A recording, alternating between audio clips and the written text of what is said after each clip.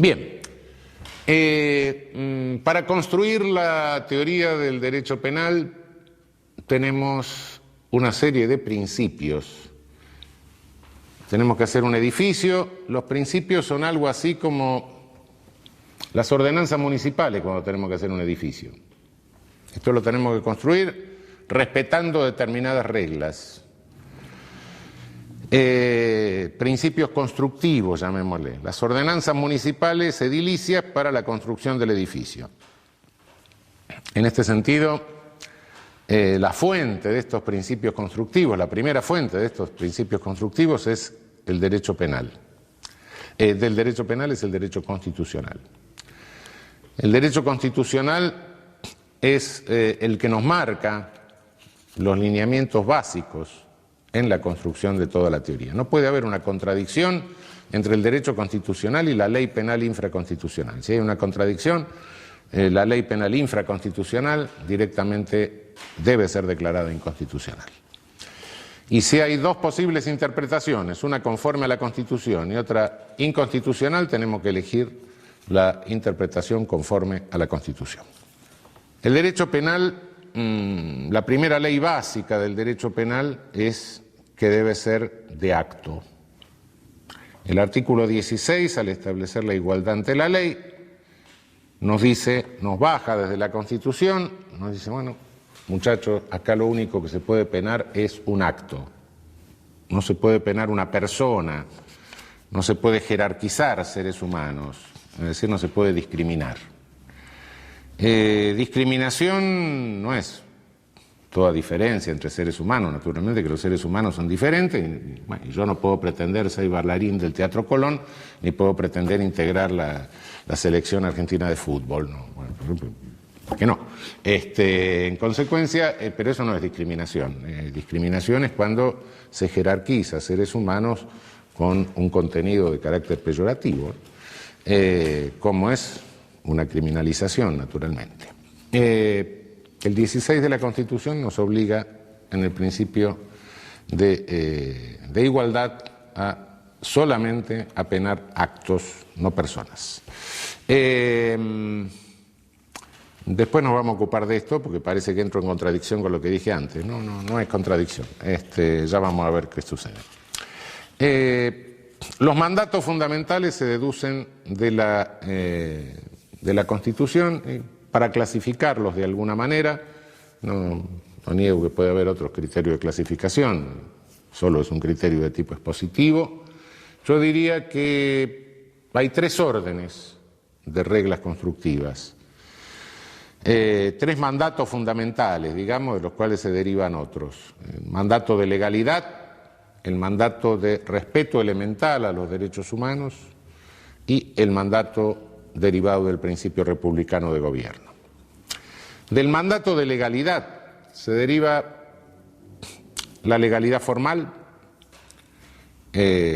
una conducta que pueda ser delito tiene que estar establecida en ley formal, sea del Congreso de la Nación respecto de la mayoría, que son, bueno, la facultad de dictar el Código Penal está delegada en nuestro país por las provincias al Congreso Federal, de modo que tiene que ser una ley formal del Congreso Federal. El Ejecutivo no puede crear leyes penales por decreto, el único que puede crear es el Congreso Federal, salvo las leyes provinciales que se reservaron las provincias, como en materia de prensa, por ejemplo. Delitos de prensa no pueden ser tipificados por el Congreso Federal. Acá el Congreso Federal se ha excedido muchas veces, pero no importa. ¿Se plantea algún problema con la llamada ley penal en blanco, la Blankengesetzbindung? Son leyes en que la ley remite a otra ley, manda a otra ley. El que violare los reglamentos, el que violare las normas sancionadas para tal cosa. Cuando la otra ley es una ley propia del Congreso de la Nación, del Congreso Federal, no hay problema. El problema es cuando remite a ordenanzas municipales, a decretos del Poder Ejecutivo, la ley de drogas, la ley de armas, etc. Yo tengo dudas muchas veces sobre la constitucionalidad de estas remisiones. En realidad pueden representar en algunos casos verdaderas delegaciones de poder punitivo que son propias y exclusivas del Congreso de la Nación.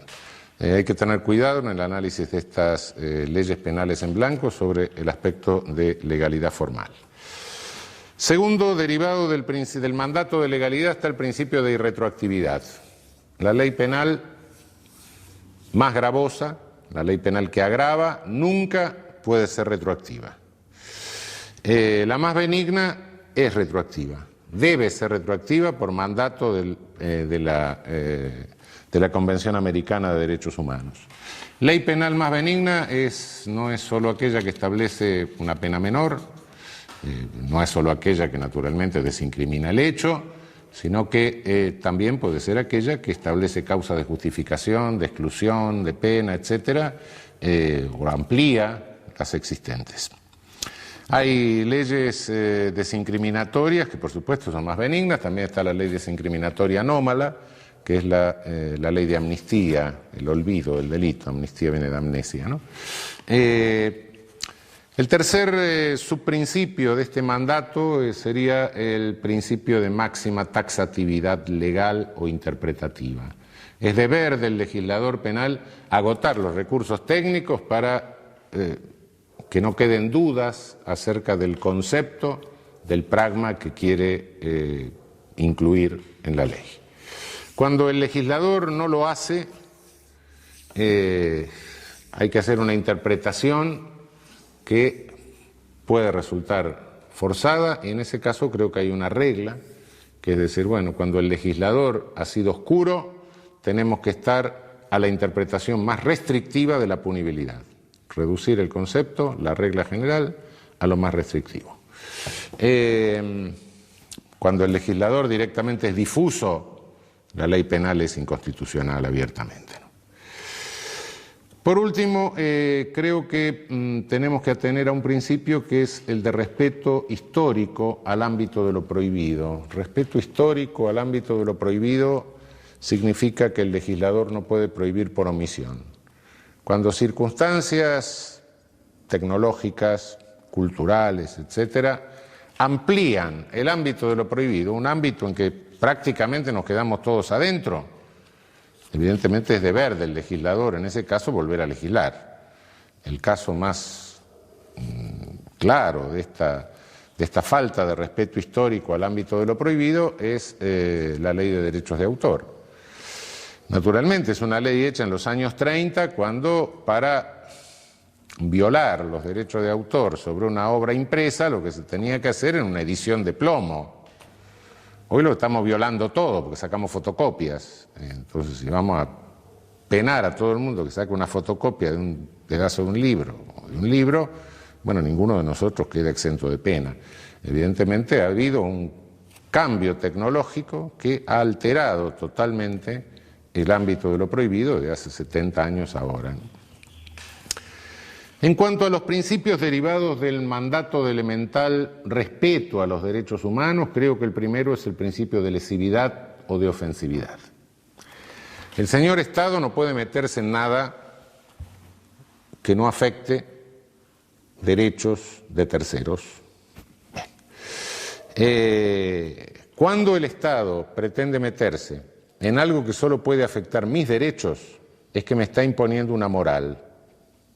Es un Estado paternalista. Ese Estado que pretende imponerme una moral, ese Estado paternalista, es un Estado inmoral. Decía Radbruch con toda razón, el derecho es moral justamente porque posibilita lo inmoral. Es decir, me permite convertirme en persona respetando mi autonomía ética. Esto está consagrado en nuestra Constitución Nacional de una manera claramente expresiva, muy significativa, en el artículo 19 de la Constitución Nacional. Este artículo les recomiendo que lo sepan de memoria. Es el pilar fundamental de nuestra Constitución. nuestro derecho no es un derecho al servicio de ningún ídolo, de ningún ideal, de ninguna cosa suprahumana, trascendente, sino que es un derecho intrascendente de la persona.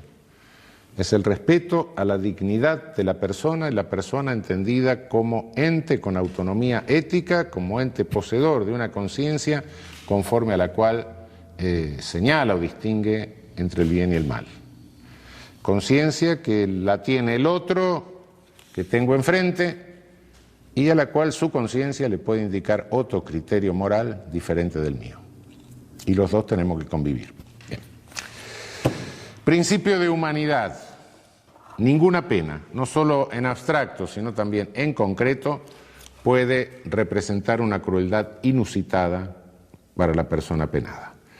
Naturalmente, cuando ya directamente en la pena prevista en abstracto lo que se cae es en una desproporción loca, en una violación del principio de proporcionalidad, en tal caso, bueno, la violación está claramente en la ley. Pero en la aplicación concreta también puede resultar una pena privativa de libertad que se convierta en una pena de muerte. Es decir, una persona que privada de libertad, pero con un padecimiento susceptible de ser tratado, pero que los efectos de la privación de libertad le pueden condicionar una situación depresiva que dificulta el tratamiento y que lo lleva a la muerte. El problema de la pena naturalis, cuando del propio hecho se deriva un daño hacia la persona de una calidad tal que directamente hace absolutamente inútil o cruel en ese supuesto la aplicación de la pena. Un sujeto va a poner una bomba, le revienta la bomba, le vuela los dos brazos, las dos piernas, va a poner una pena. O hechos culposos, sobre todo, hechos culposos de tránsito, donde el sujeto sufre lesiones graves, lesiones gravísimas, queda mutilado, se muere toda la familia. Del propio hecho surge, bueno, ahora que todavía que pasó esto, voy a poner la pena, son violaciones al principio de humanidad. El principio de intrascendencia mínima, o de intrascendencia máxima, o de mínima trascendencia. La pena siempre trasciende a terceros, es casi inevitable, sobre todo si es pena privativa de libertad. Trasciende a la familia, si el sujeto es un comerciante, un industrial, la pena puede trascender a su actividad y por ende trascender a empleados, trabajadores, etcétera.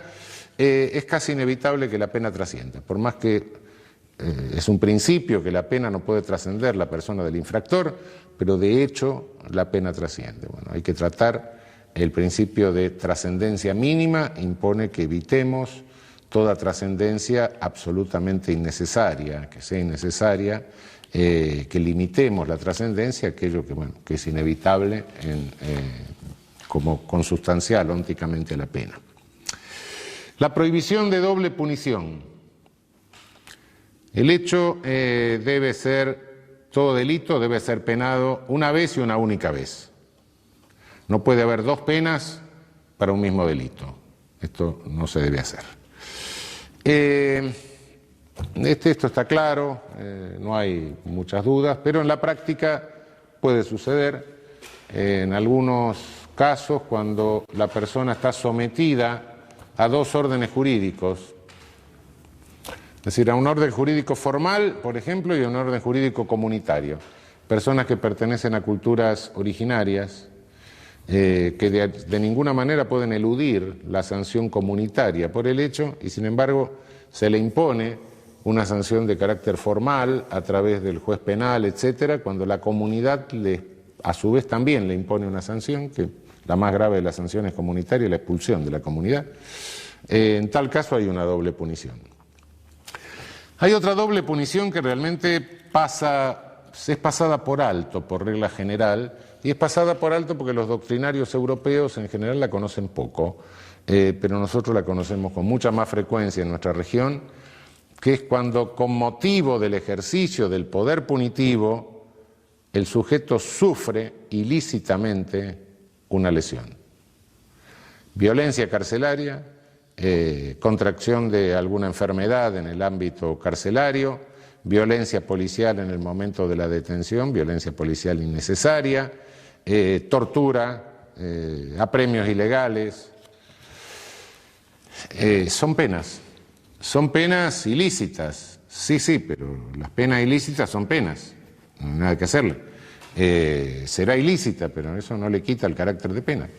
Es como consecuencia del delito que no ha sido mi tía la que ejerció eso, sino el mismo Estado que con su coerción le infirió esa sanción. Ilícita, sí, ilícita, iba a ser. No, yo solo como Estado me responsabilizo de lo que mis dependientes hacen en forma lícita. Diablo, a mí me gustaría realmente tener una empresa en la que yo pudiera responsabilizarme solo de lo que mis dependientes hacen en forma lícita. Y lo que hacen en forma ilícita, no, eso no tengo nada que ver. No, son penas. A la hora de la pena formal hay que tener en cuenta esto porque es una manifestación de doble prohibición. Otro principio elementalísimo de respeto mínimo a los derechos humanos es el principio de buena fe o pro homine en la interpretación de la ley y fundamentalmente en la interpretación de los derechos. El enunciado de cualquier derecho debe considerarse un límite de criminalización y no una legitimidad de criminalización. Hay una inversión perversa, una perversión de la interpretación jurídica cuando a partir de decir, bueno, tal convención me respeta tal derecho, entonces como me respeta tal derecho, la lesión a ese derecho le pongo la pena máxima que se me ocurre. Es decir, tal convención me garantiza, y la Constitución, etcétera, me garantizan el derecho al honor. Entonces, cualquier medio de comunicación que lesione mínimamente el honor, le tengo que poner 10 años de privación de libertad. ¿Por qué? Porque el honor está tutelado. No, cuidado, eso es una interpretación de carácter perverso. El derecho siempre es en lo que me está marcando, es una limitación al ejercicio del poder punitivo, no una legitimación loca al ejercicio del poder punitivo. Por último, tenemos los principios que se derivan del mandato republicano de gobierno. Hay un principio muy poco trabajado que es el acotamiento material. Realmente da la impresión de que el legislador penal puede tipificar cualquier cosa, puede combinar con pena cualquier cosa. Y de hecho, históricamente esto ha sucedido. Si ustedes se fijan, todas las declaraciones de derechos que tienen ahí en el apéndice de la Constitución, van a ver que cuando llega la parte penal, sobre todo se la delimita formalmente, porque el contenido, la limitación al legislador en cuanto al contenido de lo prohibido, está muy poco trabajada. El principio de lesividad, etcétera, bueno, pero ¿qué bienes jurídicos? ¿Qué tipos de conductas? Yo creo que esto requiere, y sobre todo requiere en tiempos como en los últimos 30 o 40 años, que son tiempos de inflación penal, se pena todo, se mandan mensajes a través de leyes penales, como no se sabe cómo resolver los problemas, se lo pone en la ley penal, se va a poner el cáncer, el SIDA en cualquier momento en la ley penal, como solución lo penamos, bueno, se está cayendo en una irracionalidad, en una amplificación de los tipos penales, hace 60, 70 años, bueno, intuitivamente más o menos todos, y diría que casi todos los habitantes del país, más o menos, que sabían leer y escribir, intuitivamente, no técnicamente, pero había 40, 50 delitos de lo que todos sabíamos más o menos que eran delitos. Hoy directamente no lo sabemos los profesores de Derecho Penal, no lo saben los jueces, que de repente dictan sentencias en base a legislación penal derogada. Es decir, directamente se ha convertido esto en una monstruosidad, producción de leyes penales cotidiana, lo cual, bueno, ha descodificado toda la legislación y ha causado. Frente a esto, creo que tenemos que profundizar, que sería tarea inmediata de la doctrina penal, del derecho penal, profundizar el principio de acotamiento material. Básicamente creo que habría que proscribir toda habilitación de poder punitivo que sea absolutamente inidóneo, groseramente inidóneo para obtener el fin proclamado, ¿no? Si tuviera que ejemplificar con un caso de absoluta inidoneidad para obtener el fin proclamado, diría que la punición del consumidor de un tóxico prohibido para evitar la toxicodependencia y el tráfico de tóxicos prohibidos. Me parece un absurdo, por supuesto. Naturalmente, hay quien dice no, porque si no hay consumidores no va a haber tráfico. Bueno, sí, saquemos la frontera para que no haya contrabando. Eliminemos el matrimonio para que no haya divorcio. No, eso no es absurdo. Hay una grosera inidoneidad del medio como para obtener ese resultado. Creo que la otra regla que podría profundizarse es la proscripción de las tipificaciones de conductas o conflictos que pueden resolverse satisfactoriamente por otros medios, ¿no? Si mañana se le ocurre al legislador penar la omisión de pago de la cuenta telefónica, por ejemplo, la solución que tiene es cortarme el teléfono, termine la historia, no me va a mandar el juez penal. Y tercero, creo que hay que tener mucho cuidado, algo que Alessandro Baratta llamaba la máxima limitación de la respuesta contingente. Tener mucho cuidado, observar muy atentamente la constitucionalidad de las leyes que son respuesta contingente a fenómenos, respuesta contingente a la alarma por un hecho, ¿no? Respuestas políticas, mensajes que manda el legislador frente a un hecho que obtiene una gran notoriedad mediática. Del sistema republicano de gobierno se deriva otro principio que es el de superioridad ética del Estado. Si el Estado pretende habilitar poder punitivo, el Estado tiene que tener, o estar, o quedarse, o sostenerse en un plano de superioridad ética respecto del criminal. No puede actuar aplicando la misma conducta, conduciéndose de la misma manera que se conduce el delincuente. Cuando el Estado opera de esa manera, se degrada, se deteriora. Se convierte en un Estado éticamente a la par del delincuente, como si fuera dos fuerzas que chocan y nada más. Nosotros tenemos algunas disposiciones introducidas en los últimos años como grandes novedades del Estado posmoderno, realmente no son más que cosas que se traen del Estado premoderno, que violan este principio. El llamado arrepentido, por ejemplo, que no de arrepentido no tiene nada, es un sujeto que es un delincuente y que aparte de ser un delincuente es una porquería porque ni siquiera tiene la ética propia del delincuente, no. Y entonces negocia su impunidad con el Estado. El Estado se sienta con un criminal y le dice, bueno, vos hiciste algo grave, ¿sí? Dicen hechos graves normalmente. Como hiciste algo grave y como tenés una participación importante en eso grave que hiciste, a ver si podés denunciar a tus compinches y entonces yo te voy a premiar dándote menor pena o librándote de pena. El Estado no hace más que comprar a un delincuente para sancionar a otros delincuentes.